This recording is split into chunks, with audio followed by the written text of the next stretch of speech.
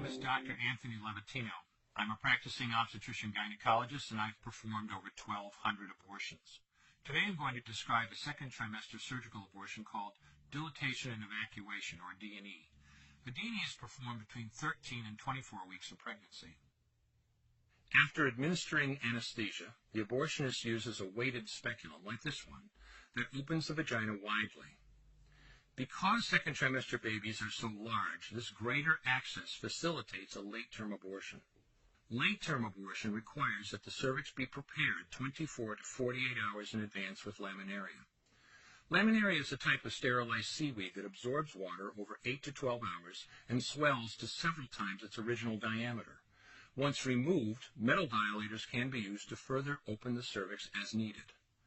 Once the cervix has been stretched open, the suction tube is placed inside. A baby at 20 weeks gestation is as big as the length of my hand, from head to rump, not counting the legs. The suction machine is turned on, and pale yellow amniotic fluid surrounding the baby is suctioned out through the catheters. With babies this big, they don't fit through catheters this size. The baby's bones and skull are too strong to be torn apart by suction alone. This is a Sofer clamp. A Sofer clamp is made of stainless steel. It's about 13 inches long. The business end is about 2.5 inches long and 1/2 inch wide, and there are rows of sharp teeth. This is a grasping instrument. When it gets a hold of something, it does not let go. The abortionist uses this clamp to grasp an arm or a leg. Once he has a firm grip, the abortionist pulls hard in order to tear the limb from the baby's body. One by one, the rest of the limbs are removed, along with the intestines, the spine, and the heart and lungs. Usually the most difficult part of the procedure is extracting the baby's head, which is about the size of a large plum at 20 weeks. The head is grasped and crushed. The abortionist knows he's crushed the skull when a white substance comes out of the cervix. This was the baby's brains. The abortionist then removes skull pieces. He removes the placenta and any leftover parts of the baby with a curette, scraping the lining of the uterus for any remaining tissue.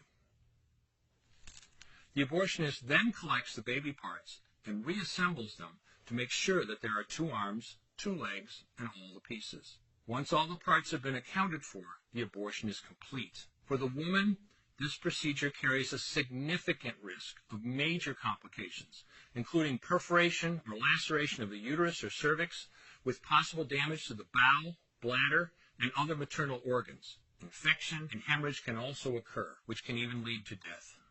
Future pregnancies are also at greater risk for loss or premature delivery due to abortion-related trauma and injury to the cervix. As I mentioned at the beginning, I'm Dr. Anthony Levatino, and in the early part of my career as an OBGYN, I performed over 1,200 abortions. One day, after completing one of those abortions, I looked at the remains of a preborn child whose life I had ended, and all I could see was someone's son or daughter. I came to realize that killing a baby at any stage of pregnancy for any reason is wrong. I want you to know today, no matter where you're at or what you've done, you can change. Make a decision today to protect the preborn. Thank you for your time. I will no longer do any more abortions.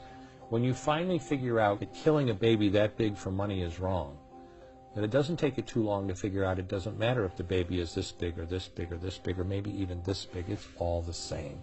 And I haven't done any since then, and I never will.